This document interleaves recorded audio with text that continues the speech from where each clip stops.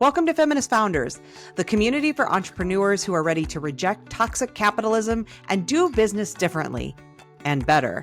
We're your hosts, Becky Mollenkamp and Faith Clarke, and we're so excited you're here.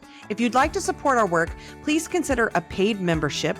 Information is in the show notes. But without further ado, let's get into today's episode. Hello, Faith. We're back again to talk about consent. Do I have your consent to discuss consent? Yes, but we don't have to perform consent, but we do have to actually do it. There we go, because what I was doing was very performative by design. But yes, there is a difference between real consent and performative. Maybe that's a great place to start. Like, what do you see as the difference between those? Because I think what we see a lot of very lately, I think maybe the Me Too movement more than anything probably propelled some of that forward, is sort of performative consent versus what it really looks like. But yeah, I'd love to hear what you think. And you see, the thing is, it's hard for me because I have disrupted my tendency to think in formulas so much that now it can feel quite complicated. But I do think there's a humility in honoring the complexity of who humans are. So how do we know when a human is consenting? It's not just with them saying, yes, I do. So, and this idea, it's almost as if we become a little legalistic. What's the method of making sure a person agrees? Let them sign the contract, to let them say the things and click the button. When I think really the point of it is their agreement to engage. Not if a person has more power than you and has the power to reduce your resources and put you at risk and harm you, then there is something about that dynamic that we can't just have you sign a paper. And so there is something about power sharing, and there's something about understanding the balance of how power moves between people that's essential even to understanding consent. So that's the first piece. When I think about consent, I think about power sharing, I think about power imbalances. And I also think about how do we communicate and why are we asking for these methods of communication and ignoring the 80% of nonverbal communication that people do. So there is a person consenting when they say yes and everything about them is saying no. Yeah. And, when we talk about consent, I think that many of us, our minds go immediately to sort of sex and that world of physical relationships, intimate kind of relationships. And because that's where consent is talked about a lot. I certainly talk about it with my son. I think it's really important in that space. So I'm not minimizing it, but to say that consent goes well beyond that. Consent shows up in all the ways that we engage in any relationship.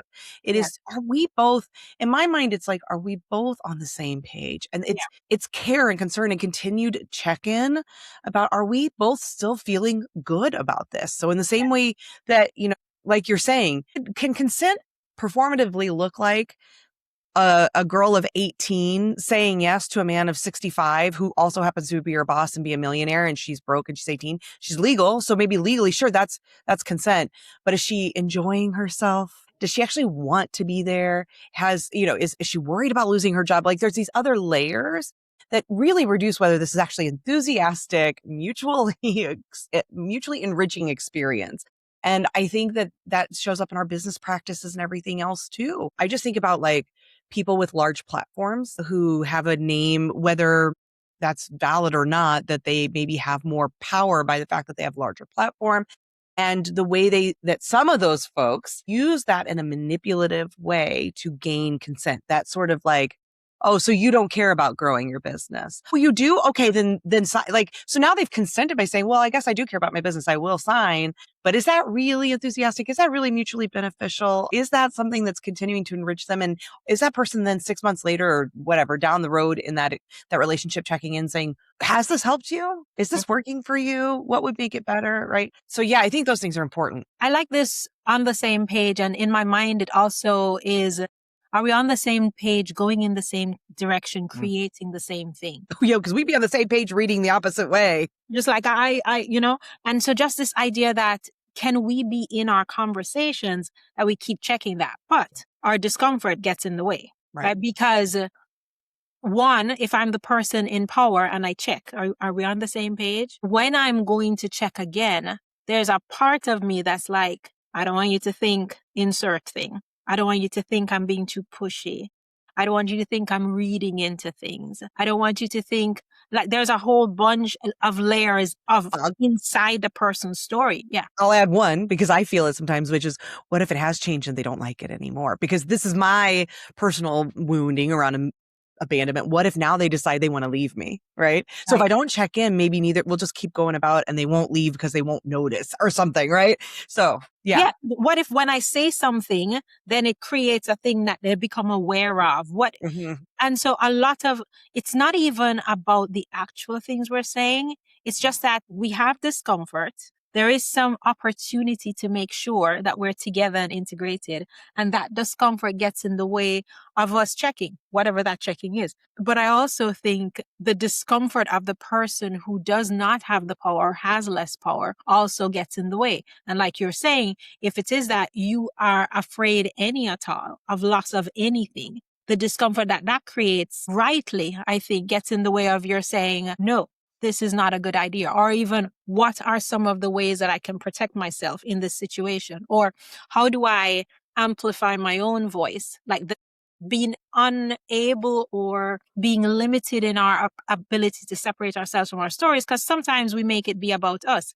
If I were more organized, if I were a better worker, I wouldn't be thinking this way, or whatever it is. We take it personally and then make that discomfort be a signal that we're not good enough, Yeah. instead of the wise signal that it is that something is off in the situation and we need to do something to be protective of ourselves. And so I think consent is one of those places where we can get tripped up by the discomfort of power dynamics, by the discomfort of audience, by the discomfort of reputation risk, and then we fuck it up. Well, and I would also add, because the last episode we were talking about, discomfort in work environments and consent being a piece of what can help to foster an environment that allows people to feel more safe to show up. Because when we don't have consent, when consent isn't second nature to us, when it isn't just how we sort of show up, then what it can sometimes look like too is we're saying, well, we want to create this environment where everyone feels the ability to be more vulnerable, more vulnerably share, to talk through their discomfort together so that we can move forward and not have it escalate into the kind of conflict that creates a cancer in this organization, right? So I want to create this environment where people feel really shared, comfortable to be vulnerable and show up in the meeting and saying, I'm feeling some type of way, like you said. And what can happen though is when leaders just sort of demand that versus asking consent for people to say, are you on board with this? What would this look like? How would you like this to look? What are the circumstances you need in place for you to be able to feel like you're on board with this? When people begin to demand versus consent into the process of that, then that creates a problem. And even once people have consented in, where we're talking about ongoing consent, where maybe that day you've had a really bad morning and you can't be vulnerable because you will just not be able to function. And if there's no consent at every juncture, now there's this expectation, well, no, you've already consented into this process, so you need to show up vulnerably today, versus saying, are you able to show up as your full self today? What would help today? What do you need now?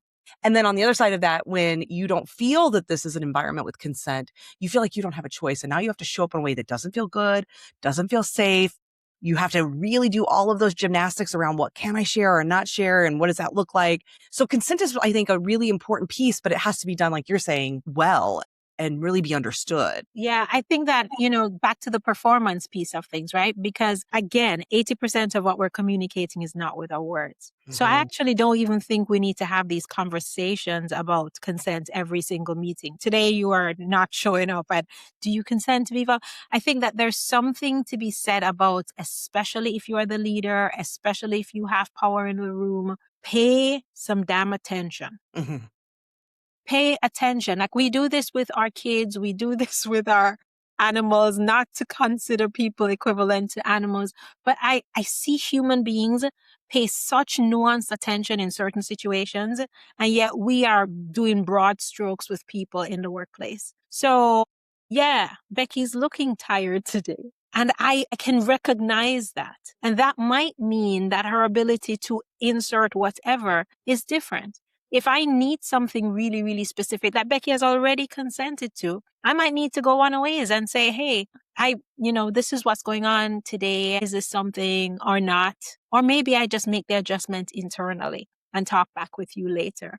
I think that there's something about really honoring people as how they show up that is about building an environment of safety, and recognizing that people's consent is in more than did they sign the paper last year. And so there's just, the more power we have, I think the more attention we need to pay in the spaces that we are in, because people will defer to us because of a role and not because of a real kind of desire to engage. Yeah, well, and exactly. I don't think it has to look like, "Do you consent in this meeting Yeah, yeah, yeah. today?"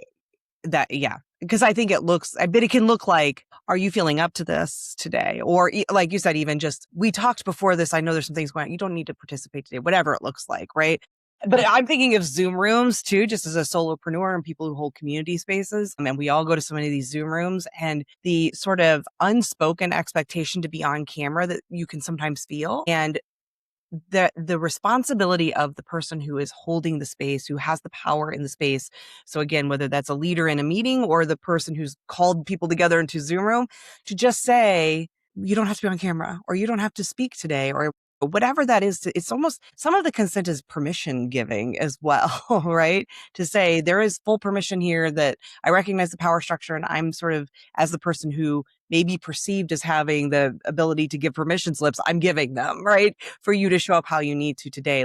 That's also some of that consent, is by, it doesn't have to be explicit, like you must consent to being on camera. It can just be, hey, show up in your full humanity. I don't know. So much of what we're talking about to me feels like, how do we just honor how do we honor our full humanity, right? That's what the consent feels like. It's like agreeing to, I will see you as a full human, and I will treat you in that way. And I want you to be able to show up in that way. Yeah.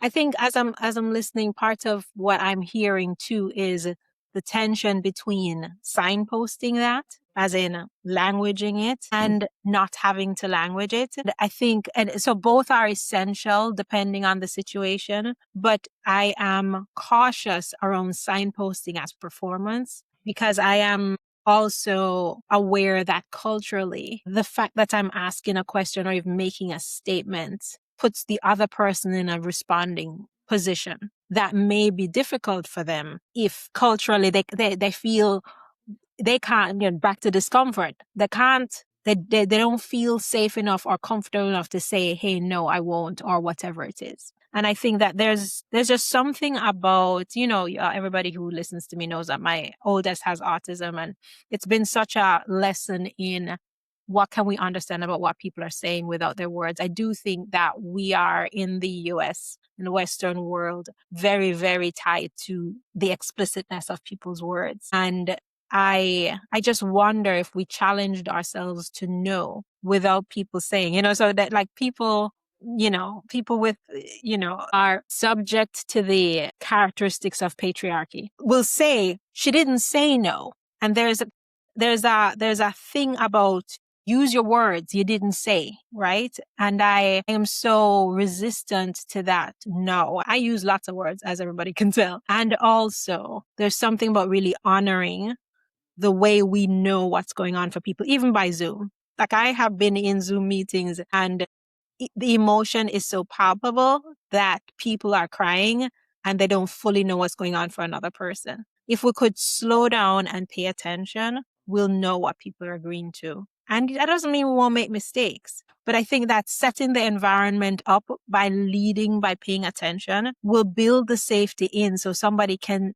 say, they can interrupt me and say, hey, this thing isn't going right, and know that it's just because I didn't notice, not because I'm taking their power and their stuff away, Can I share an example that I think speaks to this, and you can see what you think about it. But I went to a call years ago now, and I wish I could remember who hosted it, and I can't, because I tell the story sometimes and I wish I could remember. But it was the featured speaker in this Zoom room. And it was right after 2020 and sort of this racial awakening by all these white folks. And I had read My Grandmother's Hands by Mollenkamp and loved it and love him. And I got this email about this event they were hosting, that he was going to be the featured speaker. So I signed up. It was free, so it's not like I paid money, but even if I had, I still think the story would be important. And so I got there. The call had hundreds, maybe even thousands of people on it, had come to hear Resma speak. The woman introduced him. She's a Black woman. And they were doing a Q&A. He answered 2 or 3 questions, and it just became, I think, very clear to her and probably to other people in the room, he was tired and didn't feel good. He was really into book promotion mode. I know what that feels like now, like, and not to his level. And he was just struggling. And I think he may even eventually, as she said something, mentioned that like he had a headache or something. And she asked if he needed to stop, and he said no. So there's the consent piece, right? He's now said, no, no, let's continue. And she said, you know what? Let's not. You need rest. It's clear that you need to rest and you deserve rest. And why don't we model that here? That you need rest, and could you push through? Sure, but we're here in a community and we want to show that sometimes when we need rest, we just need to take that. Hundreds or thousands of people who are on a call just to see this man, and this woman had the audacity to let him get off the call and then continue the call to say, we're going to model rest now. So what we're all going to do is I'm going to play a little music and we're all going to rest because we all need it. And so the consent could have been, he said, yeah, but she was able, as you're saying, to intuit that he's saying yes, but it's really out of this sense of obligation, of people having expected him to be there, of performance, of, the publishing company probably wanting him, all these things. And she could tell the truth was no, he's saying yes, but he doesn't really want to be here. He's not truly consenting. And is that really consent? And it was the most beautiful experience to me. And years later, I'm still remembering, I still think about it, I talk about it all the time.